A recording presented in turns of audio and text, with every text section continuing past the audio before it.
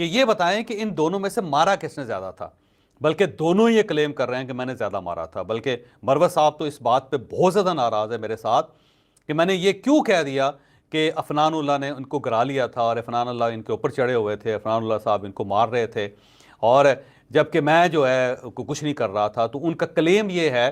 کہ آپ نے میرے ساتھ بڑی زیادتی کی کہ آپ نے یہ کہہ دیا کہ عفنان اللہ حاوی ہو گیا تھا جبکہ میں مار رہا تھا۔ وہ بار بار یہ کلیم کر رہے ہیں کہ پھینٹا تو میں نے لگایا ہے۔ یعنی ان کی سب سے بڑی اچیومنٹ یہ ہے کہ انہوں نے ایک دوسرے آدمی کو پہلے مکہ مارا اور اس کے بعد مسلسل مارتے گئے، اور اب وہ یہ ہار ماننے کے لیے تیار نہیں ہے کہ میں نے ایک مار کھائی ہے، بلکہ وہ کہتے ہیں جی میں نے مارا ہے،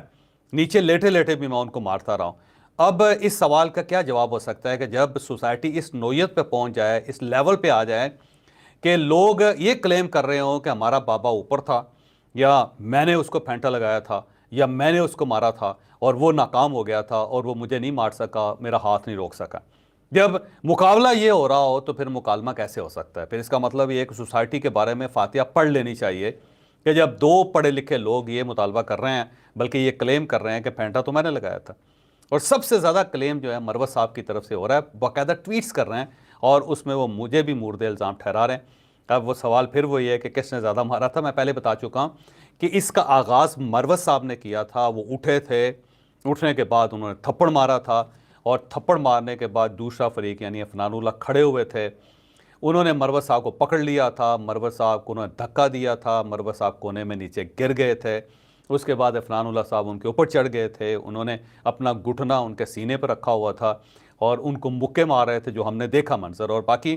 جو لوگ چھڑوانے والے تھے ان کو بھی کسی دن پیش کر سکتے ہیں، جنہوں نے چھڑوایا تھا وہ آپ کو بتائیں گے۔ اور پھر وہ لڑکا وارث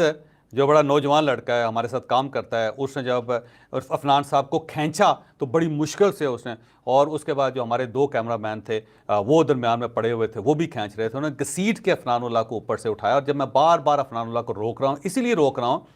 کہ وہ مار رہے ہیں۔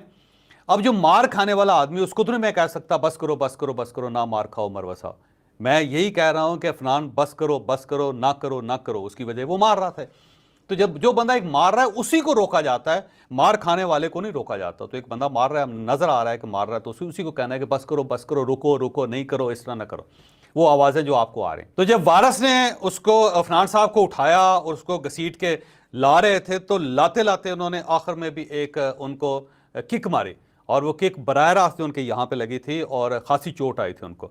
اور اس کے بعد جب عفنان صاحب کو وہاں سے وہ لے گئے تو مروت صاحب کو اٹھانے میں بڑا ٹائم لگا تھا۔ وہ وہاں پہ وہ کہتے ہیں نا اگلی 6 منٹ کی جو ویڈیو وہ بھی دکھائیں، تو وہ کیسے دکھائی جا سکتی ہے کہ ایک بندہ لیٹا ہوا ہے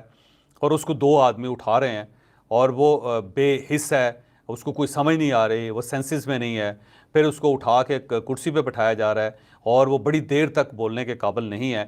پھر ان کو پانی پلایا جا رہا ہے۔ اور پانی کے بارے میں آگے چل کے میں بتاؤں گا کہ مروت صاحب کا یہ کہنا ہے کہ مجھے فرسٹ ایڈ کوئی نہیں تھی، مجھے پانی دیا گیا تھا،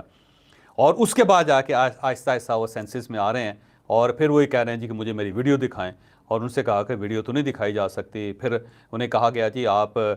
کو ہم نیچے چھوڑ دیتے ہیں اور آپ کو کوئی سپورٹ کی ضرورت تو نہیں ہے۔ لیکن یہ بات درست ہے کہ وہ اپنی ٹانگوں پہ چل کے گئے تھے، انہوں نے سپورٹ کوئی نہیں لی تھی۔ اور